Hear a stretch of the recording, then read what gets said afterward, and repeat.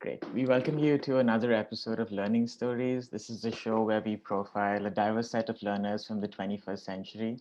In each episode of this show, we profile and interview a guest who has a unique story to share about how they acquired a set of diverse skills and knowledge in a unique and creative manner. In the process, we hope to uncover a new definition of learning as conceptualized, narrated, and imagined by the guest on our show. Today's guest is a colleague whose work I've admired professionally for a very long time, Radhika Zahedi. We've known each other professionally for about 4 to 5 years. And just to give the viewers a little background about her work up to now in the field of education, Radhika has been working in the field of education since 2005 and currently serves as the school director at the Green Acres Academy and the center director for the Acres Foundation Center for Teaching and Educational Leadership. She has a wide range of experiences, which include serving as school principal, teacher coach, teacher and curriculum head in a variety of settings, including IB, IGCSE, special needs schools, plus a few short but valuable stints in municipal schools in Mumbai, public schools in New York City, and a rural school in northeast of India. Radhika is passionate about building learning organizations, schools with a culture of continuous learning and innovation filled with empowered leaders, teachers, parents, and students. Radhika has used her decade of experience in the classroom, working directly with students and teachers to champion curricular programs and teacher development that focuses on deep, meaningful learning. Radhika also spent the first 5 years of her career as a high school mathematics teacher, and that's something I'm really excited to talk about. And she has a passion for promoting learning with understanding and learning for all students. In terms of her educational training, she has a master's degree in mathematics education from the Teachers College in Columbia University and a bachelor's degree in engineering from Mumbai University, which is another thing I'm really excited to talk about in terms of how she made that shift. Um, Radhika also writes about education on her wonderful blog. I will be linking that in the show notes here. As the director of the get that name right again, the Acres Foundation Center for Teaching and Educational Leadership. She's constantly designing and implementing professional development resources for teachers. So if there's any teacher listening to this podcast and interview, I highly recommend looking up the foundation's website, but maybe just going through Radhika's blog and looking at all the resources you can find there as a teacher. But Radhika, thank you so much for making time for this. I know that was a slightly long introduction, but I feel it's really important whenever we start this show to give the listeners a background of the person we're interviewing. And because you're a teacher, Radhika, the question I wanted to start with, as a student, Radhika, what were you like growing up as a student? And, what were some of your hobbies? I know you grew up in Mumbai, and I've always been fascinated by how teachers look at themselves as students. And beyond school, what were some of the other hobbies you were interested in, your family influence? So, what was Radhika like as a child growing up? Sure. So first of all, thanks Abhishek for the opportunity. Really excited to share my experiences. So Radhika, as a child, when I was young, I'm just thinking, what if I had to summarize me as a student, I would say I was um, um, master of many, a jack of all trades but master of none. That was basically who I was. I loved to learn a lot of things, and I did that pretty well. I was pretty good student in school. Teacher, if I was a teacher, I would have loved me as a student. Super compliant and curious. And I had that same curiosity in other areas as well. So arts, music, dance. I played a lot of sports, tennis, table tennis. Um, but I was never. I don't think I could compete or excel at anything, and I was not really a risk taker. Mhm. So, and I say this because to give you an example, my husband is the exact opposite of me. He'll do something today, and I think as a kid as well. And like last week, he's like, I want to learn woodworking, and he's like, I'm going to build a guitar.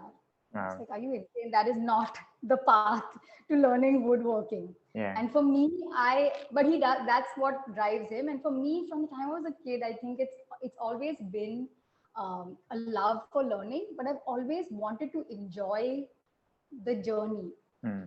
so it's very important that the process was enjoyable to me. And I heard Tim Ferriss, and I've been talking about Tim Ferriss a lot with you as well, Yeah. because I've been enjoying his podcast. But something he said really like resonated with me, Radhika as a child to Radhika now. Yeah. And he said, I like to pick things where even if the outcome is not that great, I have still won, Got it. because the process and just the journey is so enjoyable. And I think that's something, that's how I was as a student, um, in all my settings, whether it was sports or academics. Interesting. Um, yeah.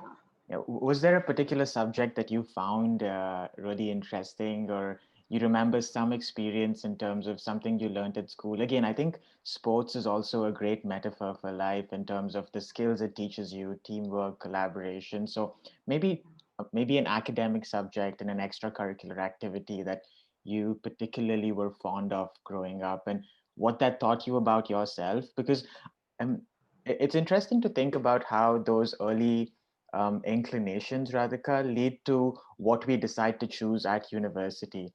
So I'm thinking about how that early curiosity transferred onto a passion for science and engineering. But was there a teacher that taught you in a particular way, or maybe just an experience in an academic lens and an experience in an extracurricular lens for us? Sure, sure. I'll start with academics. So I was in, I mean, this is the 80s, 90s. I was in one of these massive convent schools, all girls. In my grade, there were 300 kids, 50 to 60 kids in a class. It was like one of those, public-private partnerships. So like the fees were really diverse, really, really rich kids and really, really, low socioeconomic, populations as well. So it was a really nice, diverse group. But I would say like the education at that point, honestly, was quite uninspiring in those settings. And so I think I was one of those fortunate few who just somehow enjoyed learning incidentally on my own. I Got it. don't think there was like a moment where a teacher introduced me to something, and that blew my mind away. And I know many of my friends that were put off from learning through the same experiences. But in that process, I was never a reader as a kid. I'm Mm-hmm. happy to say now reading is one of my most favorite things to do. But as a child, somehow I never picked up reading. Okay. And so I wasn't like those kids who have like this wealth of knowledge as kids and making connections.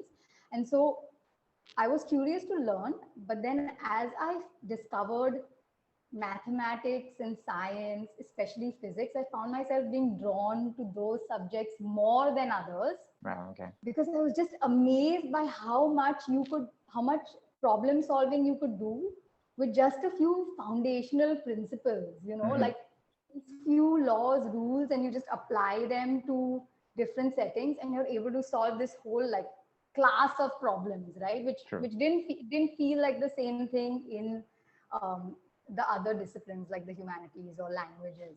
Um, and so I just had a natural affinity to maths and science. Everything about those two disciplines, fascinated me. Um, so I think academically, those were things I was passionate about. Right. And outside of academics, I loved sports. Okay. I think I don't think I think sports has a tremendous potential to develop grit Yeah. in children, but I don't think I developed grit in sports. And I think I also had a bit of a fixed mindset, which in hindsight now I can recognize. But what sports did teach me, so I absolutely despised competition. Mm. I competed, but it tore me down. But what I did love in sports was the community and it taught me a lot about relationships and using teams to learn from and to again enjoy the process. Mm. So that was another thing, and of course the arts. I grew up in this little bubble in Bandra, very close knit community, and arts was very central to everything we did as children. Wow. It was not uncommon to hear every floor playing loud music on a Saturday or Sunday, dance, music. I remember at my family parties, someone would just, start on the piano or with a guitar, and everyone was singing. It was part of the culture, like singing along was what they did at a party. Yeah. And I think I have a very, very strong connection to the creative arts that still lives on to today. And I think in all the schools I've been, I've also been an advocate or a champion for developing arts programs. I don't think Wow. I've reached my goals yet, but definitely developed that passion early on in my childhood. That's wonderful. I love how you articulated, or just shared those experiences, Radhika. Like I remember, like I have the same experience as you in terms of reading. I never read a lot as a kid because I didn't really understand the reasons to do that. But there was a time in grade 11 when a teacher realized I like sports, and for some reason she took an interest in me and gave me a couple of books about sports people. And that was the first time in my life I realized you could read books about things you're interested in. And for some reason, she kept pushing books down whatever. I kept asking her, I'm interested in this sport, I'm interested in this sport. And then I realized that you can use reading to understand about the things you're interested in rather than just read because you want to score well at school or impress somebody. And, unfortunately, I didn't have the same mentorship for math and physics. And for a lot of people that I went to a CBSE school, and just to break down the Indian education system, I grew up in the Middle East, but a lot of the South Asian community over there went to schools that were affiliated to the Indian board. So you have private boards like CBSE and ICSE, and then you have the public system in every state as well. So I went to a CBSE school, and there was a lot of emphasis on the maths and sciences, and my parents pushed me to take up the engineering field. And I was always scared of math and science because I always knew they would judge me and judge my potential. So I ran as far away from that as possible. And I wish it was different, but as a child, you're always scared of judgment, right, Radhika? And I think that's where I came from. And as a teacher, I'm trying to break out of those notions, but it's just super interesting to see your story and your journey and how it went just the other way. And I think Yeah, you were, no, go sorry, ahead. go ahead. No, no, As you're talking, I feel like I literally had the exact opposite experiences of as you did, because yeah, as a kid, my mom, poor thing, she used to say, read, read, it's so important, it's so important. But they weren't readers either. So I yeah, never saw them reading, and I never authentically took to it. yeah, And I actually became a reader in my 30s. That's how late I discovered reading. I feel huge sense of FOMO for the first 2 decades of my life. yeah. But my daughter is 7, and she's just finished all 7 Harry Potter books. And You I have. feel like I have attained victory as a parent. At least she genuinely loves reading. And Yeah. that was like my one parenting goal. So that, and it's interesting about the math and science. I did engineering too, as you Yeah. mentioned earlier, but my parents and the community around me, no one, very few people pursued like a heavy academic track, engineering or medicine. My parents almost never said like you should do medicine. They were like, do whatever you want. Sure. So, and I was one of the few people who actually landed up pursuing engineering in my immediate sort of community around me. So it almost felt like the exact opposite experience as you had.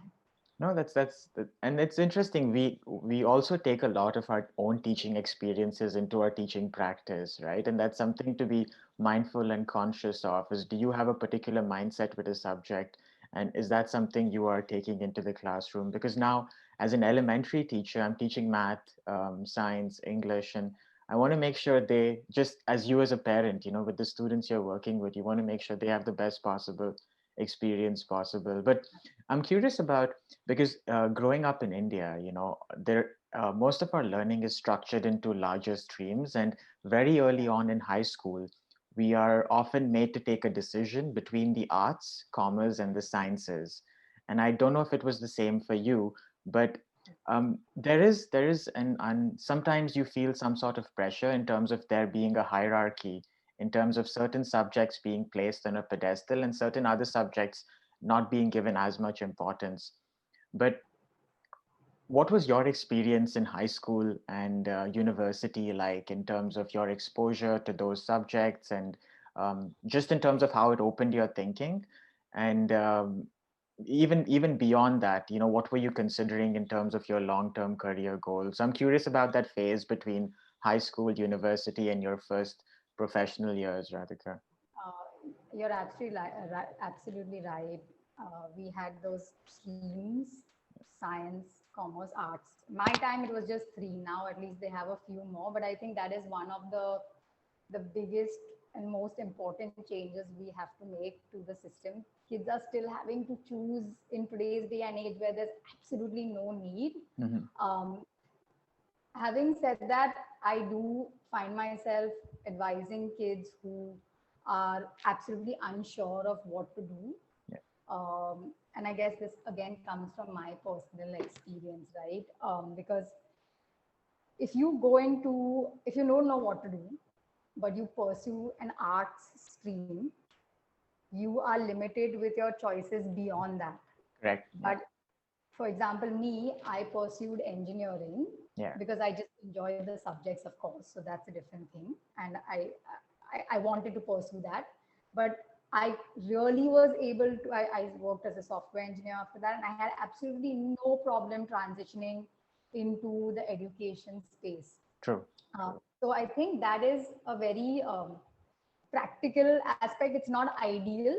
And I do find myself telling kids, you know what, right now, if you can, try and keep your options open, but don't, of course, torture yourself and go into like a science field if you absolutely hate it. But, True. and the other thing that complicates it is most of the Indian curricula, at least in the state and, these boards, the curriculum is not representative of what knowledge they need to know for the future. Mm. So it's not even like your, I truly believe everybody needs to know math, science, history, languages. Uh, they're all critical to any job that you sort of, or any career that you want to pursue, right? In different ways, True. even the arts. True. But Yeah. the way that the curriculum teaches them, I have, apart from it building my rational thinking, I don't think any of the science or engineering knowledge that I acquired in my education, I had a practical use for, Interesting. you Okay. know. What those things did for me, I told you, sports didn't really build grit, but engineering, my 4 years in my engineering experience, it really exposed me to gritty learners, you Mm-hmm. know. They really knew how to stay focused and were just great at learning. So I think that's something I saw and I was inspired by in many ways, even though they may not have, may have been for a very short term outcome, getting a good grade, but it was still something to admire. Interesting. Um, and yeah, and as I did in school, the things that interested me, I picked up sort of on my own. And I was a like nerdy kid. So I always attended classes, but the curriculum, the experience was not super inspiring. Got it. And I don't think it had an inspiring effect on any of my peers, you know. Got it.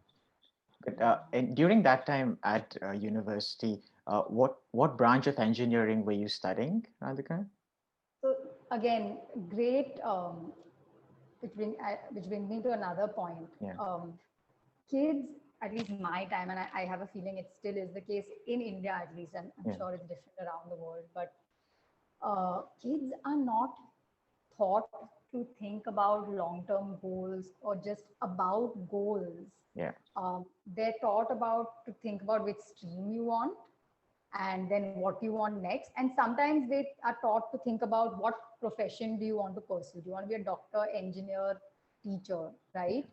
But kids need to be thinking about what like impact they want to make in the world, or what difference, that's the kind of goal setting you want them to do, and then the paths to that can be so different, right? True. So for me, of course, I had to choose.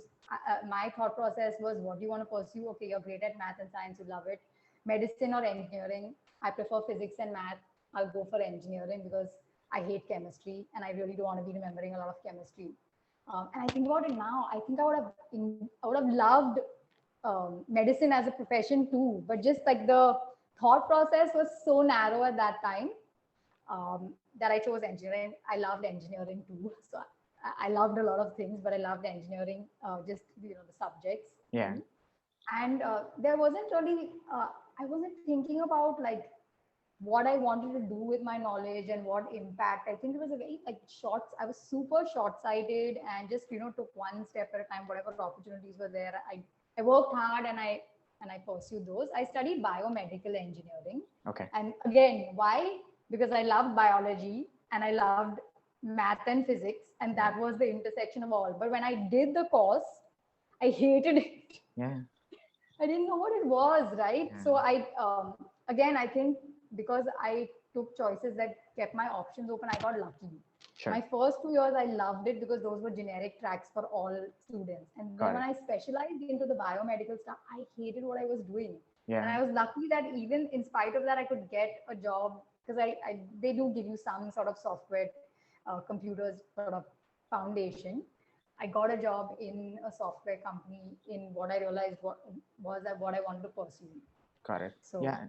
yeah, And that's really, you made so many important points there, Radhika. The flexibility is there one way. For instance, if you choose science, you can go into commerce and arts. But if you choose arts, it's very yeah, difficult to make the transition to commerce and science. And that is unfortunate for so many students, right? And I also think the point you made about the number of students in your class, and I have, both of us are teachers, and I have immense respect for the profession and the amount of workload that we give teachers, right? If you have a class with 45 students and you have a class with 15 students, the quality of instruction is going to be significantly different, and that is something people don't realize, especially when you're not in the classroom, because the amount of individual attention you can give a child, and a lot of people fall through, the holes. Like some students like you that were motivated are able to find your path because you have some additional support, or fortunately you have the learning skills to go through that system, but there will be a lot of students that will take mindsets that they acquire at school into the rest of their life. They will always say that I'm not a math person, I don't read, I don't like science because it's so confusing, and I don't like science because I did bad on a grade 10 math test, when there shouldn't be any connection between the two, because science is not just for scientists, right? yeah, Science exactly. is for you to understand the world better. And it's amazing to think about how you can develop a newfound connection for these subjects when you start looking at it from that perspective, and there's no fear of a grade, sort of blocking you from that vision. But you also mentioned something about the structure of learning experiences in those settings. And, I'm curious about the transition that you made mentally and how you went about doing that. Because as a teacher, I know you get lots of opportunities to talk about what it's like to be a teacher. But I'm also curious about Radhika as the learner. Like Yeah.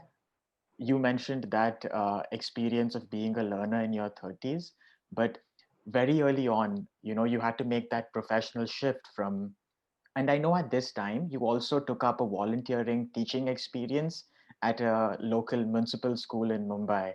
So what was that phase of your life like, Radhika, in terms of working, as a software engineer, as an engineer, and also doing these volunteering or full-time jobs? I'm sorry, I'm not very, but then how did that lead to the decision of doing a master's in mathematics education, which is super focused and super directed? I'm just curious how that phase in your life led to that.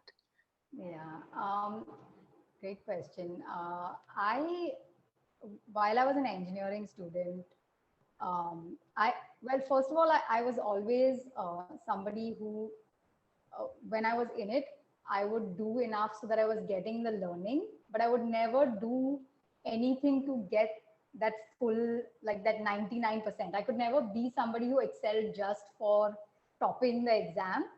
I could just do enough so that I would be consistent and, not have what they call KTs, allowed to keep turns if you lose if you fail an exam. So I would never be in that zone. And even in my 12th grade, I don't know if you know this or if you remember, but it was similar. But when people choose science in grade 12 here, they go to colleges that don't expect them to attend so they can just cram for exams. Mm. And I had friends who have like 2% attendance, 3% attendance. I had 89% attendance that year because I was just there to learn. Yeah. I think Yeah. I must have had the highest attendance in the whole college. So that was kind of who I was. And during that time, like I said, I pursued a lot of things that I enjoyed. One of the things I found myself really enjoying was, and there are a couple of reasons for this, was teaching kids. So while I was in engineering, I used to go on weekends to volunteer at, this is before I joined the municipal school. So I would go on Saturday and Sunday, and they used to have this school in a bus on like Carter Road on the seaside. And I would teach there every Saturday and Sunday. I really enjoyed that experience. I was a terrible teacher. I'm pretty sure I taught the kids nothing now that I look back, but I had some camaraderie with them. So that experience sort of went on for 2 years on the side. Got it. In addition to that, my passion for dance. I also had a short stint as a dance teacher with as a salsa instructor. Okay. So after I graduated from college and I was working as a software engineer, I would come back on weekends, and every weekend I would teach dance to adults. And those two experiences brought me so much joy. Just the process of teaching them, it was just seeing people learn what I teaching them was just really fulfilling to me. So that kind of stuck in my head. Um, and I'm going to skip back to an one important sort of experience from my childhood. My parents, my dad in particular, did something. He always made us. I mean, we were fairly privileged, not like super rich or whatever, but fairly privileged. And always made us very aware of our privilege and very aware of inequity around us. And he would do sometimes really like ridiculous things. He would take us to a really fancy dinner, and we would eat, a great meal. And then he would completely ruin the meal by saying, "Everybody look at the bill. I think this is more than this person's salary, and this." And at that moment, I would be so pissed off because we didn't even ask him to take us out for dinner. He chose the place, but he would do. I mean, he would do these things which at that time seemed super annoying, but they did make me very aware of my privilege and the inequity around me everywhere. Right, and in Mumbai, it's everywhere, right? Yeah. So I think these three things combined, sort of, while I was in Infosys, I was working in Infosys as a software engineer, sort of made me lingering. It was lingering there, and I wasn't having very inspiring experiences in Infosys also. I think it was because it was a massive company, and I too wasn't. Honestly, it wasn't all them. I don't think I was so focused. Like I said, right? I learned how to work hard, but I hadn't learned how to think strategically, or I wasn't even sure about what I wanted to create as a software engineer, Got it. Yeah. And then about that time, I met my husband, who was also in a similar space. And when we started talking, we both realized we wanted to do something that was socially impactful. And we both started talking about education. So after 2 years working is when I sort of decided to take a plunge and leave that job. But I realized two things along with him. One is I really don't know anything about education, so I need to um, get an education myself to learn how to impart education to others. Sure. And the second thing is, I said I need to really first, before taking the plunge, I need to figure out really if this is for me. So that's when I quit as a software engineer after 2 years, and I applied to a small little, the public-private partnerships when NGO was running a municipal school. And I worked there for 1 year as a fifth and sixth grade teacher. It was amazing experience, eye-opening. Again, there I feel like I taught the kids nothing. Hmm. I made just really good friendships, and they were, we had a great relationship, positive environment, but no actual academic learning. But that was enough for me. That, along with my teaching experiences, was enough for me to say, okay, I think I need to dive into this. And then I applied to Columbia and got into And that. that's wonderful, Radhika. I really like how rather than just reading about education, you actually you went into a classroom and looked at what that was like, and that's a great thing. I mean, that's a model that more people can actually learn from. If there's a particular field or endeavor you're interested in, maybe go and try a volunteer experience or a short time internship in that particular space to help you understand more if that is something you would be Yeah. comfortable with. But I really like that point you made about being a salsa instructor or just teaching on the weekends. And sometimes we think that teaching and learning happens only in the classroom, but it's all around us. In our free time, we're always learning new things. Some of us learn how to play the guitar, some of us learn how to play a new sport, some of us learn how to dance. And even in those cycles, I mean, teachers know terms like summative, diagnostic, formative, but Right. instructors follow the same model of, first understanding where you're at, then constantly giving you some formative feedback, and then maybe doing a performance to actually share your learning. But it was really interesting. I mean, I really like how you shared that experience. But, in terms of, and also that decision of just quitting one career and starting another, I think you mentioned bits about your parents influence and your partner's influence too, and I think that is something that is very sorry, underrated in terms of our growth in the long term, because both our parents are the first models of adults. Or if you have I mean, the guardian or the parent, we look at them and the profession they have, and that becomes our set model of what an adult should be like, not just professionally, but also emotionally. And Right. uh, Absolutely. and I think those conversations you had with your dad and your mom and maybe your other guardians and your partner as well, I mean, in some way could have led to that decision of, or that very scary decision of moving to another country and Yeah. pursuing this path. But I mean, again, India, the US, education is completely different. So, at Columbia, I mean, it's one of the best education like teachers colleges in the world. It is called the Teachers College at Columbia University. What was your experience learning about education there like, and what did it change about your thinking, and what did it expand in terms of what you already saw in India? Uh, so I went to Teachers College with a year of experience in sort of an almost semi-structured setting, right? Because there's no professional development, there's no induction, Yeah. that kind of thing. And it just blew my mind away.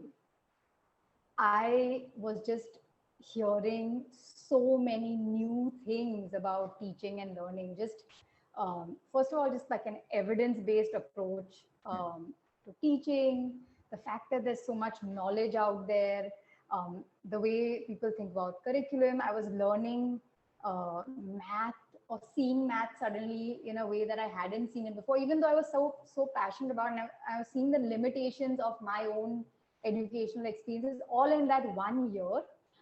And so it fired me up. And honestly, I think that's what it did. It just opened my mind to so many things. It made me recognize what I had suspected, that I really don't know enough anything about teaching. Because you have a tendency. I know many people have a tendency, and I know I had that as well before. That you know, I'm a smart person. I learn things well. I know I'm going to be pretty good at teaching if I just put my head to it, right? Sure. And I went there and I realized that look, yes, that's something you can do, Hmm. but there is expertise related to this field and a lot of it.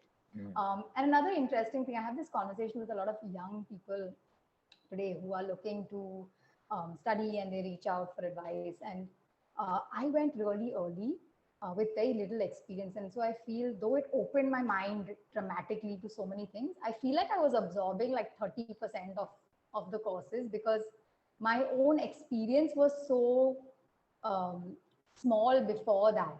Mm. and in such a unique setting. Whereas I feel like if people have worked 2 or 3 years in a school, they're able to process all the information at a much deeper level. So there are definitely advantages for me going in so early, because when I came back, I had like a lifetime of information that I needed to test and try and learn from. But Yeah, I do think a lot might have been lost on me during that course, because it was all so new and I was hearing so much of it for the first time. sure.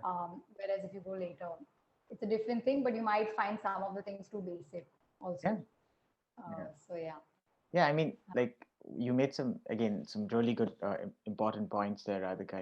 And I feel like you also realize how much you don't know when you start studying a subject that you're really interested in. And also as a teacher, and you very humbly stated that your first 2 or 3 years, you're just figuring things out. You're not really sure what is happening. You don't know where things are going. But I know right after your experience at that university, you came back and started working as a math teacher in an IGCSE school here in Bombay.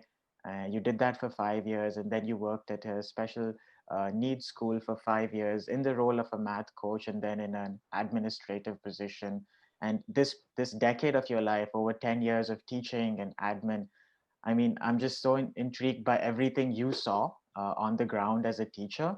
But the reason I am intrigued by it is because I read an article that you had written earlier, where you spoke about something you designed, a more project based approach to learning math, where you wanted to teach the students. Um, I think it was Area. about measurement and area, and you actually made them design a space. I Yeah. think their classroom setting where they could transfer what they're learning into class in the class into like a real world project. And I Yeah. think that approach was just amazing, because I think just the amount of time you spent designing that sort of strategy would have made that concept so clear, and they would have enjoyed it because they saw it in the real world, right? So I'm thinking about these 10 years in your life, Radhika. Maybe you can start off chronologically. I don't know if you remember. I know there's so much you've gone through, but and also you don't have to share students names because we want to protect privacy, and even the institutions or the teachers names. But if you could just talk about certain things you saw, you did, and you experienced in this 10-year period, that would be really, really interesting for us to hear. And Like you're absolutely right. I think as an educator, it's been a transformation. Like when I think about what I knew 10 years ago and what I knew now, completely different people. I think my first experience, those 5 years, they really, they, that experience gave me a couple of really, really important things. I think the first thing, it gave me a very real, authentic teacher experience. mhm, And that has stuck with me a lot, because my previous 1 year stints, they're not the same as a 4 or a 5 year stint, because it's only after 1 or 2 years where you're given enough responsibility by the school and you have a full load to experience all of the things, um, positive things, where you get to be a master in the actual stuff that you're teaching. So in year 1 you can't cope with everything, but by yeah, year 3 when you teach that same thing, your classes are a whole new world. yeah, At the same time, you also experience things like burnout, and when you want to do more interesting stuff, you might have systemic sort of blocks. But it really gave me a teacher experience, and till today, like right now, I'm not teaching a class in my new role. I feel like I have a great understanding of the teacher experience because of that. And I have many arguments with a few of my colleagues who've done 1 year stints or they've not really done. I'm like, listen, you don't understand. You have to be doing it for 4 or 5 years to really understand what they're going through and what they can do. So I think that was really powerful. The second thing was the IB curriculum. It blew me away again, and in a different way. Like when I did my masters, it was more around learning theories and what studies tell us about what works and doesn't work, etc. But IB showed me what the power of a fantastic curriculum can do. mhm, Um, Learning was so rich. One, it transformed my understanding of the disciplinary stuff, the mathematics, just by being a great curriculum. It Mhm. wasn't the PD, and it was just me studying the curriculum and trying to impart that to my kids. So I'm a huge fan of the IB to this day, even though I'm not currently in an IB school. But that was something that has had a massive impact on my understanding of curriculum, that 5 year experience.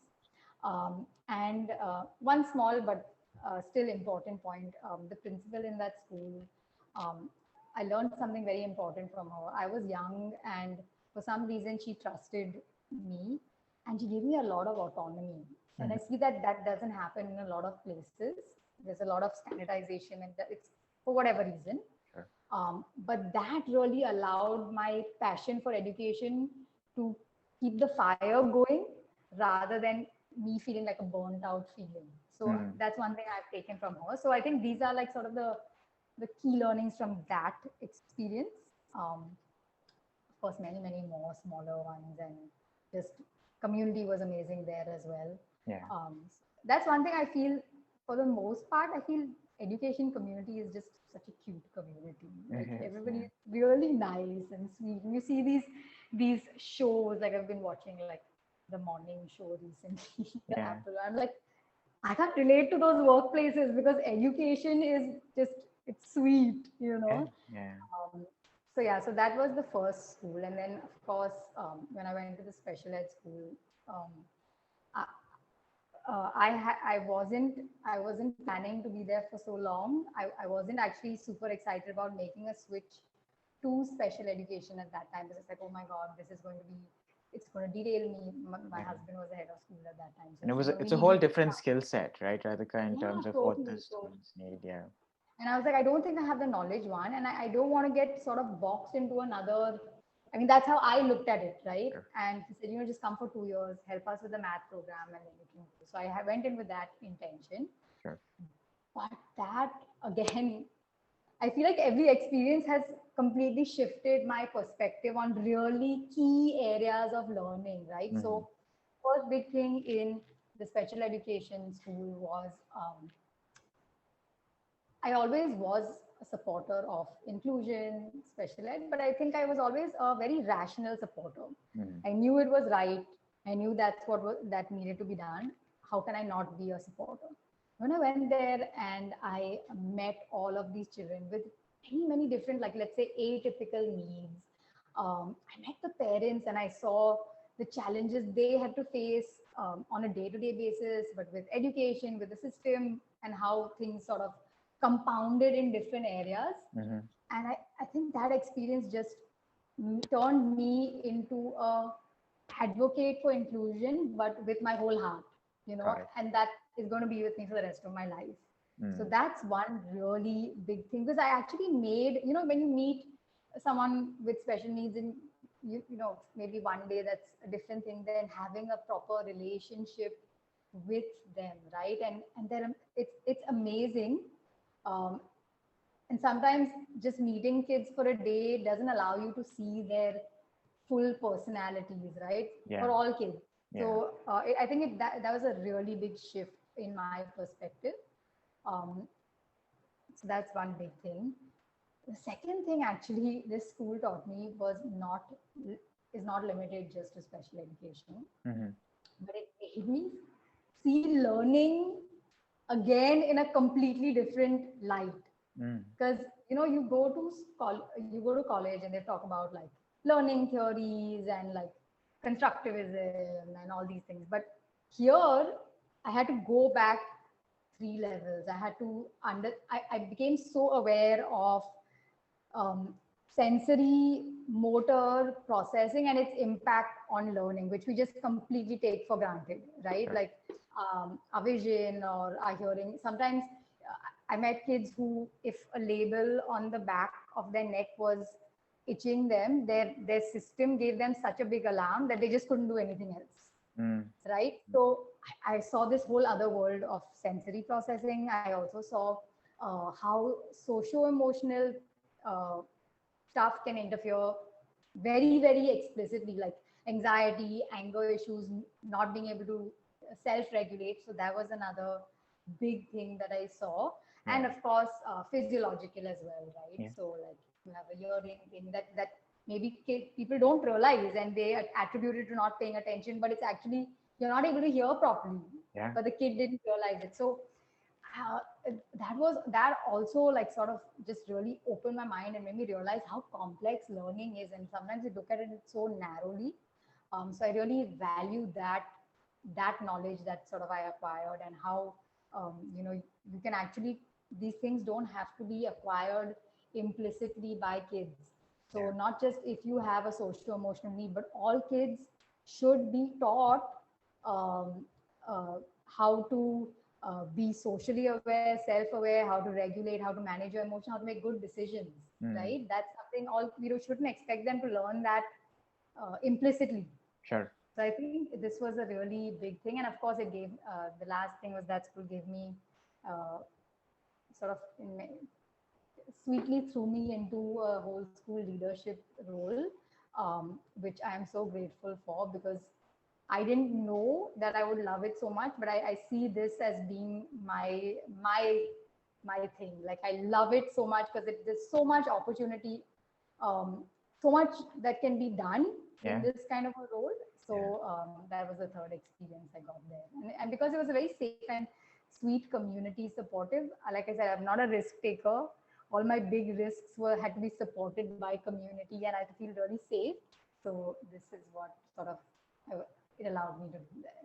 Yeah, and we're really lucky to have you in that position now, Radhika, because I think you can do really wonderful, amazing things in that role. And just in terms of supporting other teachers, other parents, and many more students just beyond the classroom, I think it's just good for education in general that you are in that sort I of hope so. space.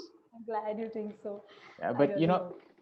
yeah, Radhika, like something I'm really curious about, Radhika, is, if you had all the resources in the world, okay, and everything was just perfect, what would your ideal classroom look like?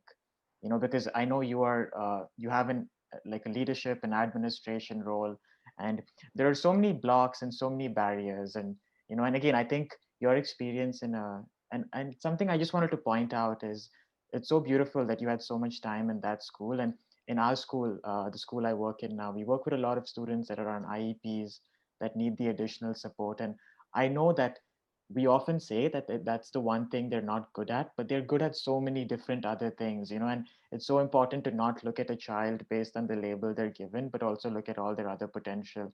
But coming back to our question about if you had all the resources in the world, what would Radhika's ideal classroom and school community look like?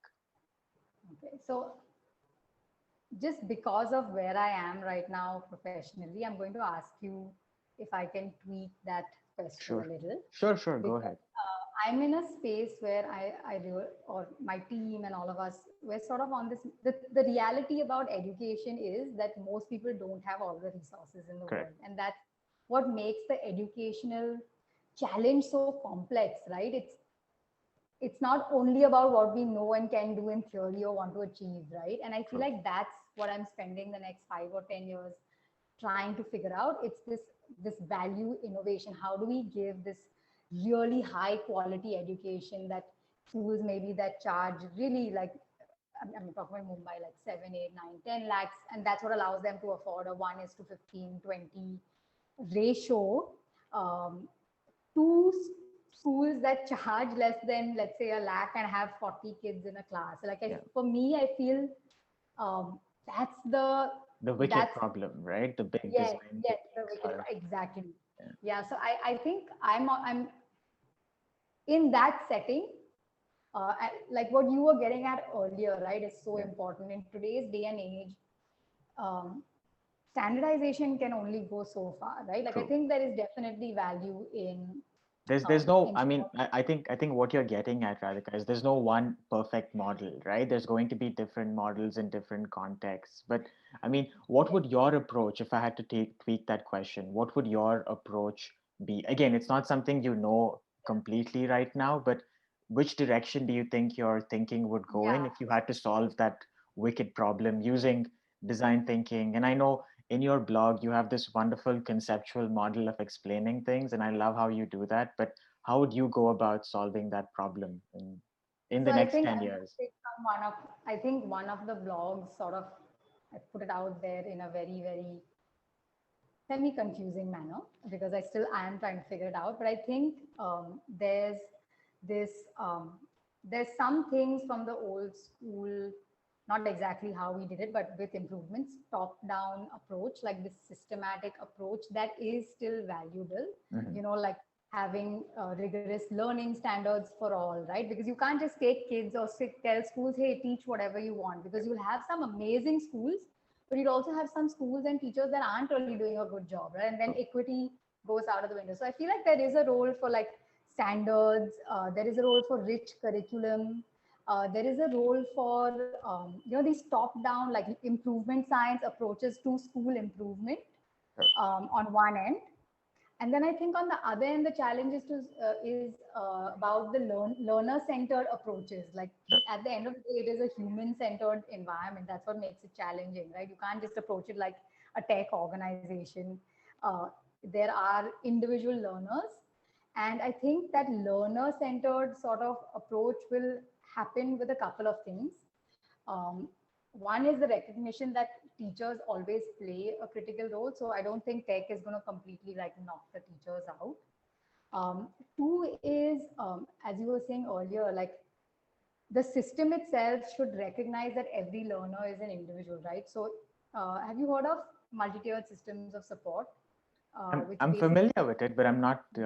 Yeah, go ahead. well, that emerged from a special ed setting, but actually it really applies to, I think, every school ever for all kinds of learners. Basically, the idea is that look, at a systems level, you should also have a systematic approach to deciding how much support you can give kids so that all your kids have the needs that they require, and that means that at a first tier, everyone should have a high quality base education, and like 80%, 85% of the kids will get what they need. Got it. And then you have a system for looking at 15% who might need a little bit more over and above this. And then you have that small percent that may need like just IEPs and all because this foundation is not working.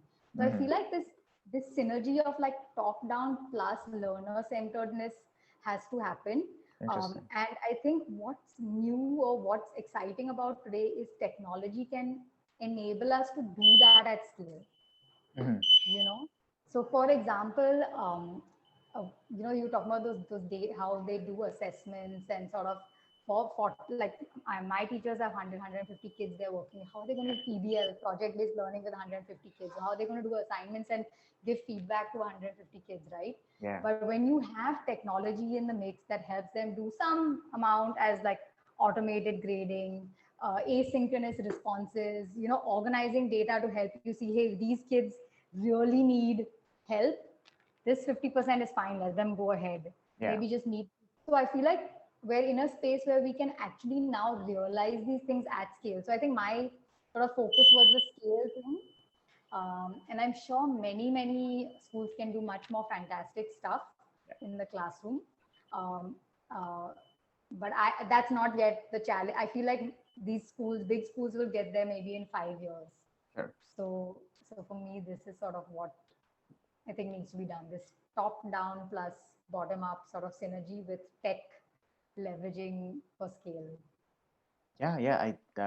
I really enjoyed reading that particular blog post, and I think you've really explained how that can be done, because I think it's not, and that's the problem a lot of us probably did in the past, where we assume that we have a perspective and our perspective is the only way to solve this complex challenge, and then you realize that it's such a large problem with so many stakeholders involved that there can't be a single solution, but it's got to be a conversation.